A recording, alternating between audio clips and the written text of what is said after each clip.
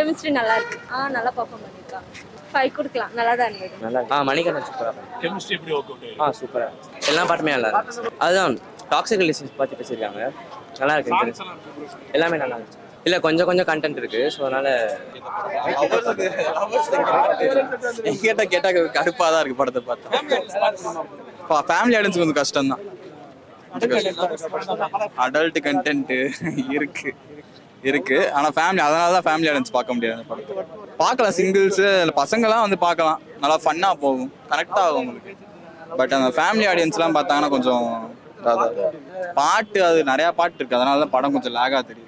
பாட்டு இன்னும் கொஞ்சம் கம்மி பண்ணிருக்கு. பார்க்கலாம், ஆனால் கொஞ்சம் பேருக்கு இன்னும் கனெக்ட் ஆக மாட்டேங்குது. அது எதனாலும் தெரியல. பட் ஆனால் எனக்கு படம் பிடிச்சிருக்கு பர்சனலா. அது கொஞ்சம் அப்படித்தான் இருக்கு. அந்த சீனுக்கு அது தேவைப்படுது, அதனால. பட் அந்த அர்ஜுன் ரெட்டி அந்த ஃபிளேவர்லாம் படம் நல்லா தான் இருக்கு. ரிலேஷன்ஷிப் என்னென்ன ஃபேஸ் கோ த்ரூ பண்றாங்கன்னு சொல்லிட்டு பார்க்கலாம். ரிலேட் ஆகும். இப்போ இருக்கிற ஜென்ரேஷன் லவ், எல்லாருக்கும் லவ் கனெக்ட் ஆகும். சார் எல்லாரும் பார்க்கலாம். அங்கங்க போறதுக்கு ஒரு காமெடி இருக்கு, அவ்வளவுதான். பிரேக்கப் ஆனவங்க ரீசன்ஸ் கோசம் பார்க்கலாம். கொஞ்சம் கிரிஞ்சான ரீசன்ஸ்லாம் இருக்கு. ஃபுல்லா லவ்ஸ்ல சண்டை தான் ப்ரோ.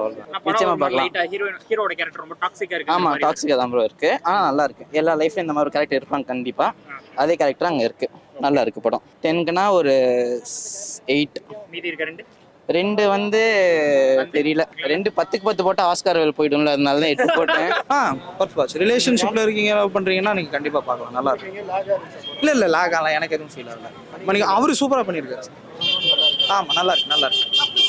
இது சோஷியல் மெசேஜ்னு இல்லைங்க, அது ஒரு டேக்அவே தான். லைக் படம் பார்த்துட்டு ஒருத்தர் ரிலேட் பண்ணிக்கிறாங்க அப்படிங்கிறப்ப, நான் லவ் சப்ஜெக்டிவ் இல்லை. ஒவ்வொருத்தருக்கு காதல், நீங்க லவ்னா என்னன்னு கேட்டால் ஒவ்வொருத்தர் ஒன்று சொல்லுவாங்க.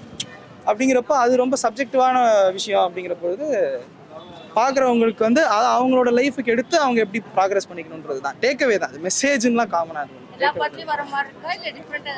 இல்லை, டிஃப்ரெண்ட்டாக இருக்குது ஆக்சுவலாக. இது வந்து நிறைய என்னென்னா கொஞ்சம் டாக்ஸிக் ஹீரோஸை வந்து கொஞ்சம் க்ளோரிஃபை பண்ணுற ஒரு ப்ராசஸ் வந்து நடந்துக்கிட்டே இருக்கும். பட் இங்கே க்ளோரிஃபைன்றதை தாண்டி அவன் ஏன் அப்படி இருக்கான், அவன் மாறுறதுக்கான ரீசன் என்ன, அவன் ஏன் மாறணும், அவன் எதனால மாறிட்டு என்ன பண்ணுறான், அதெல்லாம் வந்து சொல்லியிருக்காங்க. நீங்கள் அவரோட ஆக்டிங் பற்றி நம்ம சொல்லவே தேவையில்ல. நீங்கள் அவர்கிட்ட ஒரு ரோல் கொடுத்தீங்கன்னா அவர் பயங்கரமாக பண்ணிடுவார். அண்டு மூவின்னு வந்தால் மியூசிக் அதுக்கு பேலன்சிங்காக செம்மையாக பண்ணியிருக்காங்க. இந்த தேன் சுடரே, உயிர் வாசமே, இது எல்லாமே இருக்கட்டும், செம்மையாக பண்ணியிருந்தாங்க. சினிமாட்டோகிராஃபிலாம் என்ன சொல்கிறது, வேண்டாமே. Heroine okay.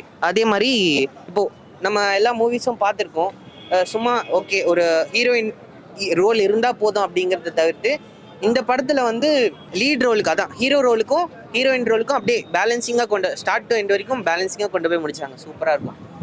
And family audience தான் இப்போ மறுபடியும் சொல்கிறது அதுதான். ஃபேமிலி ஆடியன்ஸ் தவிர்த்து எங்களை மாதிரி இருக்க பசங்க கண்டிப்பாக பார்க்கணுன்னு என்னோட பாயிண்ட் ஆஃப் வியூவில் நான் சொல்லுவேன்.